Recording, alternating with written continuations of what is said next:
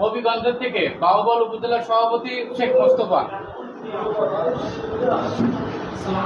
রহিম, জাতীয় তরুণ পার্টির বর্ধিত সভার সম্মানিত সভাপতি ও প্রধান অতিথি, সবার কাছে আমার সালাম, আসসালামু আলাইকুম। আপনারা জানেন জাতীয় পার্টির প্রত্যেকটি জেলার যে সাংগঠনিক অবস্থান সেটি বলার হয়েছে।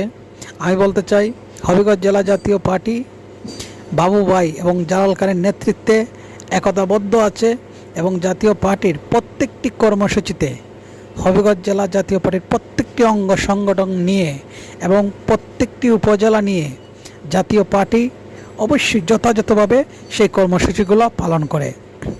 এবং আরও বলতে চাই, মাননীয় মহাসচিব হবিগঞ্জ জেলা জাতীয় পার্টিকে নিয়ে একটি খুব চুপ্পি মহল যে মিথ্যা অপপ্রচার করছে সেটি কখনো বাস্তব নয়। জাতীয় পার্টি হবিগঞ্জ জেলা বাবু ভাই এবং জালাল খানের নেতৃত্বে একতাবদ্ধ আছে এবং যে কোনো কর্মসূচিতে একত্রভাবে কাজ করে প্রত্যেকটি উপজেলা নিয়ে জালাল খান এবং মমিন চৌধুরী বাবু ভাই। তাই আগামী দিনে জাতীয় পার্টির যে কোনো কর্মসূচি এবং যে কোনো কিতাতে জাতীয় পার্টি হবিগঞ্জ জেলা একত্রভাবে জালাল খান এবং মমিন চৌধুরী বাবুর নেতৃত্বে আবারও কাজ করবে।